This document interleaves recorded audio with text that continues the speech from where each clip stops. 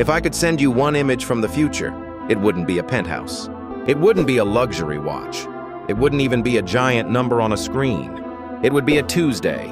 You at 22 standing in a small kitchen, phone in one hand, takeout in the other, telling yourself you'll be more responsible next month. Not because you're reckless, not because you're lazy, because you're tired. And when you're tired, convenience starts to feel like a reward, a ride instead of a walk, food instead of groceries, a little subscription you barely notice. Another thing you buy just to feel like life is moving. At 22, you don't think of this as self-destruction. You think of it as surviving. You think you have time. So much time, it almost feels infinite. And that is how the years begin to disappear. Not in one dramatic mistake, but in tiny, forgettable decisions that never look dangerous in the moment. Here's what nobody tells you about wasting money. You rarely waste it on one big thing. You waste it in fragments, in moods, in boredom, in wanting to feel included, in wanting your life to look as alive as everyone else's. A dinner here, shoes there. A weekend you can't really afford but don't want to miss. A version of yourself you keep trying to purchase. And the strange part is, most of it doesn't even make you happier for long. It just buys relief. Temporary relief from feeling behind, from feeling ordinary, from feeling like other people understood adulthood before you did. So your money leaves quietly, and with it, something else leaves too. Not just dollars, options. Because every dollar you spend without intention is a dollar that can't work for you later. And missing money is annoying, but missing years? That's a different kind of loss. Then one day something small happens, not a catastrophe, just life. A repair, a medical bill, a missed shift, a number on a screen that is slightly worse than you expected. And for the first time, you feel something heavier than guilt. You feel fragility. You realize your life works, but only if nothing goes wrong. Only if the paycheck arrives on time. Only if the car behaves. Only if your body cooperates. Only if rent doesn't rise again. Only if nothing unexpected asks you a question your savings can't answer. And suddenly the future stops feeling abstract. Because now the problem isn't retirement. It's next month.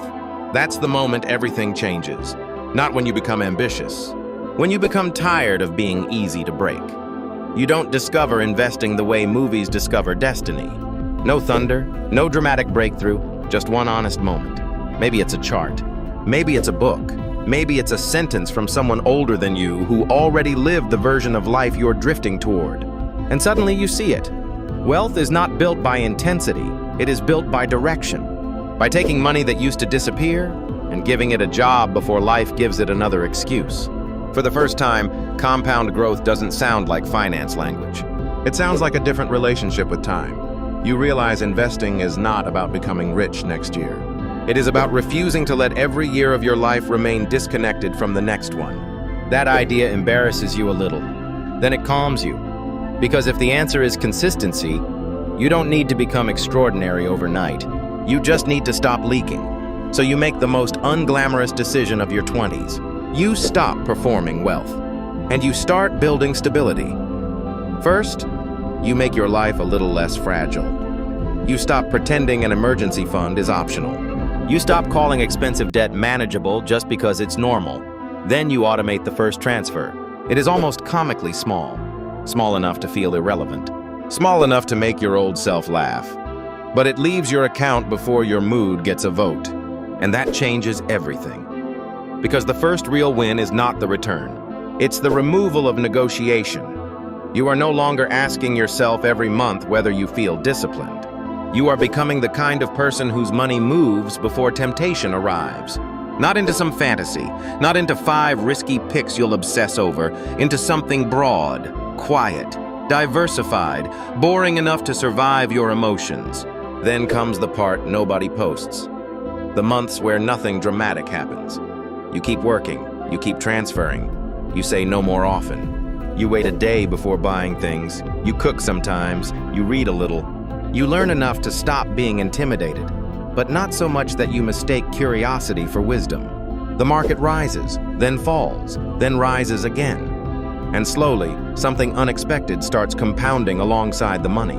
Your nervous system. Because every month you keep the promise, your future stops feeling like a stranger. Your spending becomes less emotional. Your choices become less urgent. Your life becomes less reactive. At first, the account changes your behavior. Then the behavior changes your identity. And one day, without noticing exactly when, discipline stops feeling like restriction. It starts feeling like self-respect. This is the part people misunderstand. Investing early does not just change your net worth, it changes what you admire. You start liking people who are steady, people who are thoughtful, people who don't need to prove every weekend that their life is exciting. You begin to feel embarrassed by certain kinds of noise, the urgency, the flexing, the random financial advice from people who are also in debt but say it confidently.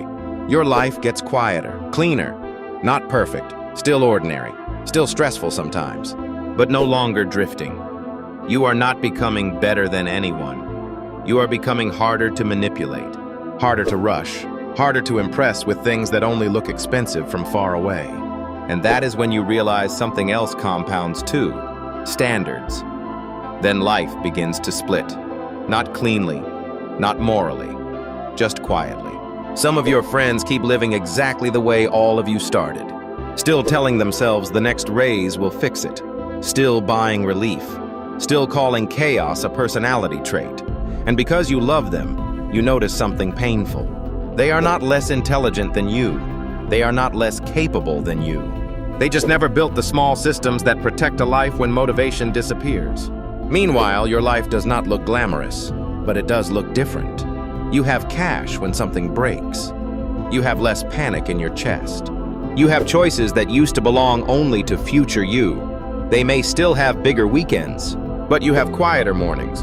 And eventually you understand that peace is not boring when you used to live without it. Peace is expensive, which is exactly why it has to be built early.